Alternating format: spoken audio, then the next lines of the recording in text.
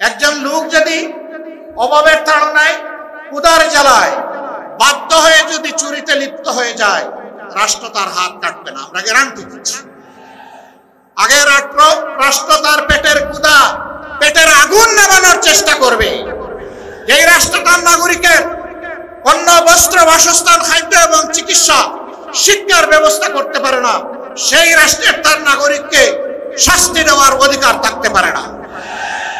বলবেন তাইলে এখন যে যার মতো করে চলবে না, ওই রাষ্ট্র গড়ার আগ পর্যন্ত বর্তমান সংবিধান অনুযায়ী দেশের নিয়ন্ত্রণ এবং আইন শৃঙ্খলা সরকারকে রক্ষা করতে হবে। প্রিয় ভাইয়েরা, জায়গায় জায়গায় আমরা দেখছি, সাংবাদিক বন্ধু দ্বিতীয় প্রশ্ন করেছিল, দেশে বিভিন্ন মব হচ্ছে, আপনারা এগুলা সমর্থন করেন কিনা? আমরা বলছি মব কোনো নতুন কালচার নয় বাংলাদেশে। 72 সাল থেকে এই মব চলছে। 72 সালে স্বাধীন বাংলাদেশে নারীদের স্তন কেটে মালা বানিয়ে গলায় পড়েছে এমন কুলাঙ্গার এখনো বাংলাদেশে জীবিত আছে। সে নারী যেই হোক, সে আমার মা, সে আমার বোন, সে আমার মেয়ে, তার স্তন কাটা তো দূরের কথা, তার ইজ্জতে হাত দেওয়ার অধিকার আমার আল্লাহ কাউকে দান করেননি। সেগুলা কি মব ছিল না?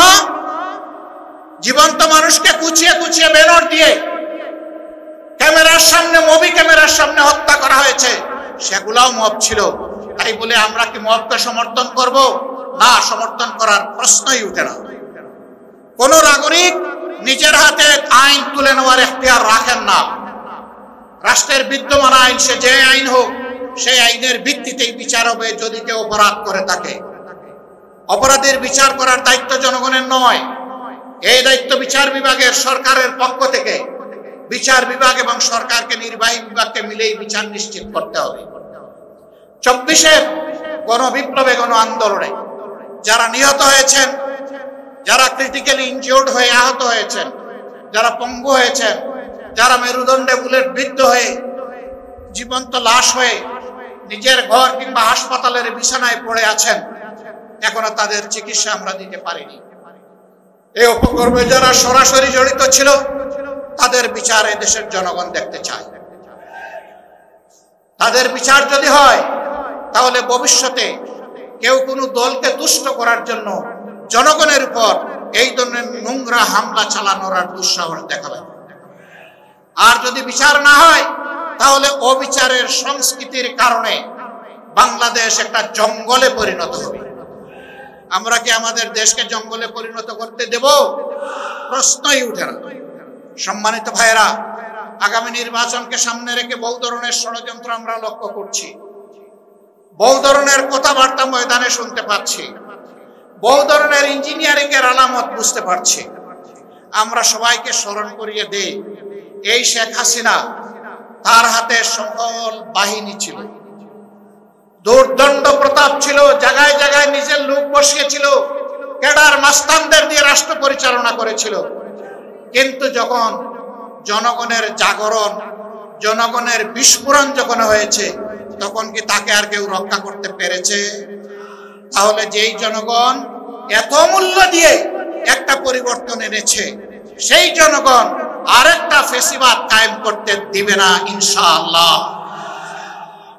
আমরা আপনাদেরকে কথা দিচ্ছি, ফেসিবাদ বিরোধী এই লড়াই ততদিন চলবে যতদিন প্রিয় দেশের বুকে ফেসিবাদের সামান্য চিহ্ন বর্তমান থাকবে। ফেসিবাদকে নিশ্চিহ্ন না করা পর্যন্ত আমাদের লড়াই কেউ থামাতে পারবে না ইনশাআল্লাহ। আর আমরা বিশ্বাস করি, এই সকল কিছু নির্ভুল, পূর্ণাঙ্গ একমাত্র সমাধান হচ্ছে আল্লাহর কোরআন এবং নবী মুহাম্মদুর রাসূলুল্লাহ সাল্লাল্লাহু আলাইহি সাল্লামের শাসন। এর বাইরে মুক্তির, শান্তির, ইজ্জতের, নিরাপত্তার কোনো রাস্তা নেই। রাস্তা একটাই, সেই রাস্তায় আজকে সমস্ত দেশপ্রেমিক এবং ইসলামী দল এক স্রোতে মিলিত হচ্ছে। আপনারা দোয়া করুন, এই স্রোতের প্লাবন সমাজের সমস্ত আবর্জনাকে যেন ভাসিয়ে নিয়ে যায়, কিছুই যেন না থাকে। থাকবে শুধু এই দেশের সৎ এবং সত্যপন্থী লোকেরা। সে যে ধর্মের লোক হোক, যে দলের লোক হোক, কোনো আপত্তি নাই। এখানে কোনো দুষ্কৃতিকারীকে আর প্রশ্রয় দেওয়া হবে না ইনশাআল্লাহ। সম্মানিত ভাইরা, আজকে আমরা বিভিন্ন জায়গায় যা দেখতে পাচ্ছি, এখানে ওখানে বিভিন্ন আক্রমণ এবং আইন শৃঙ্খলা বাহিনীকে কাজ করতে না দেওয়া। আমরা আইন শৃঙ্খলা বাহিনীকে বলি, অতীতে যারা অপরাধ করেছে তাদের ব্যাপার রাষ্ট্র দেখবে। এখন আপনারা যারা দায়িত্বে আছেন, আপনারা দায়িত্ব পালন করুন। আপনারা ন্যায়ের পথে থাকবেন, আপনারা অন্যায়ের বিরুদ্ধে ব্যবস্থা নেবেন। জনগণ আপনাদের পাশে দাঁড়িয়ে আপনাদেরকে শক্তি যোগাবে ইনশাআল্লাহ। আমরা আপনাদের পাশে থাকব, কিন্তু অন্যায় করতে দেখলে সবার আগে আমরাই কিন্তু প্রতিরোধ গড়ে তুলব। অতএব অন্যায়কারীদের পক্ষ নেবেন না, ফ্যাসিস্টদের পক্ষ নেবেন না, জনগণের পক্ষে থাকবেন, কারণ জনগণ আপনাদেরকে রাষ্ট্রের এই দায়িত্ব দিয়েছে। অতএব জনগণের বিরুদ্ধে যারা যায় তাদের কি পরিণতি হয়েছে সেদিকে একটু তাকালেই চলবে। আমরা চাই না বারবার এই দেশে একই পরিণতি যেন আরো কিছু মানুষকে ভোগ করতে হয়, বরঞ্চ আমরা চাই প্রিয় দেশে সকল শ্রেণী পেশার মানুষ একত্রিত হয়ে আমরা দেশটাকে সামনের দিকে এগিয়ে নেব ইনশাআল্লাহ। সে দেশটা কেমন হবে? সেই দেশের যুবকরা বেকারত্বের অভিশাপে ইনশাআল্লাহ ভুগবে না। আমরা তাদেরকে নৈতিক এবং বাস্তবিক এমন শিক্ষা তাদের হাতে তুলে দিতে চাই যে শিক্ষা শেষ সাথে সাথে তার হাতে আসবে একটি কাজ। তিনি উদ্যোক্তা হতে পারেন, আবার কোনো জায়গায় চাকরিও করা লাগতে পারে। যার জন্য যেটা প্রযোজ্য তার হাতে ইনশাআল্লাহ এটা পৌঁছে যাবে। জিজ্ঞাসা করবেন এমন দেশ বাংলাদেশে আসমানের জমিনে আছে কিনা? এমন দেশ একটা দুইটা নয়, শত দেশ এরকম আছে। তারা সার্টিফিকেট দেখে না, তারা ছাত্রদের ক্রেডেনশিয়াল নিয়ে যায়, ওখান থেকেই দিয়ে দেয়। আমাদের দেশেও তাই হবে। মা বোনদের কি হবে? 1.5 মণ ওজনের থালা কি সকল দরজায় ঝুলবে যে তারা বের হতে পারবে না? নো, তাদেরও যাদের প্রয়োজন আছে, যোগ্যতা আছে, প্রয়োজন এবং যোগ্যতা অনুযায়ী এই সমাজের উন্নয়নে সমান তালে তারাও ভূমিকা রাখবে ইনশাআল্লাহ। সেদিন দুইটা জিনিস বাড়তি পাবে, একটি তাদের মর্যাদা, আরেকটি তাদের নিরাপত্তা।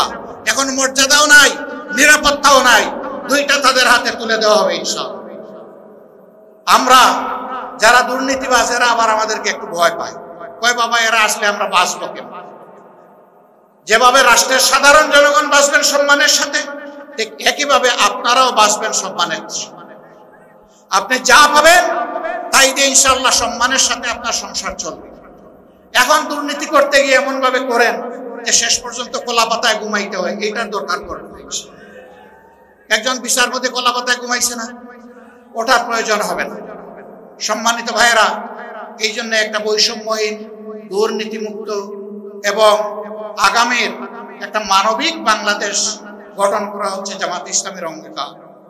এই অঙ্গীকার পূরণে আমরা সৎ এবং প্রতিজ্ঞাবদ্ধ। গত 10 মাসে আমাদের কার্যক্রম তার প্রমাণ। এত মুসলিম দল হওয়া সত্ত্বেও আমরা ব্যক্তিগতভাবে কারো উপর কোনো প্রতিশোধ নেই।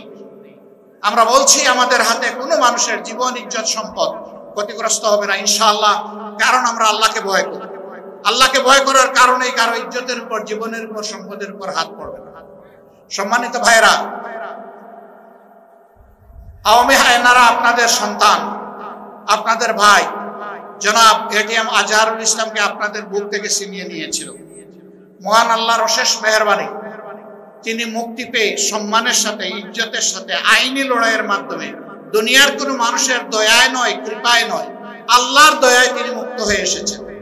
এই মুক্ত মানুষটাকে আজকে আমরা রংপুরবাসীর বুকে আমরা উপহার দিয়ে দিলাম। আপনারা কি তাকে কবুল করে নিলেন? আলহামদুলিল্লাহ। এখন থেকে বাকি জীবনে তিনি থাকবেন আপনাদের পাশে, আপনারা থাকবেন তার পাশে ইনশাআল্লাহ। তিনি জাতীয় জীবনে যাতে গুরুত্বপূর্ণ দায়িত্ব পালন করতে পারেন, মহান আল্লাহর দরবারে সেই দোয়া কামনা করি। শহীদ পরিবারগুলোকেও বলি, আপনারা সন্তান হারিয়েছেন, বয়স যাই হোক, এখন এটিএম আজহারুল ইসলাম আপনাদের হারানো সন্তান। ইনশাআল্লাহ তিনি বাড়ি বাড়ি যাবেন, আপনাদের পাশে থাকবেন, পরিবারের সদস্য হিসেবে তার দায়িত্ব পালন করবেন। আপনারা শুধু বুকের ভিতর থেকে তাকে দোয়া করে দিবেন ইনশাআল্লাহ। প্রিয় শহীদ পরিবার, প্রিয় আহত পঙ্গু ভাইরা, আমরা আছি, আপনাদের সাথেই আছি, পাশেই আছি। আমাদের অনেক কিছু করতে মন চায় আপনাদের জন্য, সামর্থ্যের সীমাবদ্ধতায় পারি না। আপনাদের কাছে ক্ষমা চাই, আমাদেরকে আপনারা ভুল বুঝবেন না। আপনারা আমাদের জন্য দোয়া করবেন, আল্লাহ যেন আমাদের সামর্থ্য আরো বাড়িয়ে দেয় এবং আরো নিবিড় ভাবে যেন, আরো সম্মান দিয়ে যেন আপনাদের পাশে আমরা থাকতে পারি। আপনাদের সকলকে আজকের এই জনসভা সফল করার জন্য অন্তরের অন্তঃস্থল থেকে শুকরিয়া জানানোর আগে জনাব এটিএম আজম সাহেব তিনি যে দাবিগুলো আপনাদের সামনে উত্থাপন করেছেন সবগুলোই সঙ্গত এবং ন্যায্য দাবি। এর সাথে উত্তরাঞ্চলের দুঃখ তিস্তা, এই তিস্তা ব্যারেজ এবং তিস্তা স্থায়ী প্রকল্প বাংলাদেশের জনগণের প্রাণের দাবি। আমরা চাই তা অবিলম্বে বাস্তবায়ন হোক। তাই নিয়ে কোনো টালবাহনা দেশের জনগণ মোটেই সহ্য করবে না এবং কোন দেশের চক্রাঙ্গানিতে যেন আমাদের সরকার আর ভয় না পায়। এদেশের 18 কোটি মানুষ যদি সরকার জনগণের পক্ষে থাকে তাহলে 18 কোটি মানুষ সরকার যেই হোক তার পিছনে দাঁড়িয়ে যাবে ইনশাআল্লাহ। যে দাবিগুলো আপনারা উত্থাপন করেছেন, আল্লাহ যদি এদেশের মানুষের খেদমতের দায়িত্ব আমাদেরকে মেহেরবানি করে দান করেন, আমরা কথা দিচ্ছি এই দাবি নিয়ে ইনশাআল্লাহ আমাদের কাছে আর যেতে হবে না। আপনাদের দাবি মানে আমাদের দাবি। আল্লাহ যেন সেই দাবি পূরণের তৌফিক দান করেন। আল্লাহ হাফেজ। বাংলাদেশ জিন্দাবাদ, বাংলাদেশ জামাতে ইসলামী জিন্দাবাদ। আসসালামু আলাইকুম ওয়া রাহমাতুল্লাহি ওয়া বারাকাতুহু।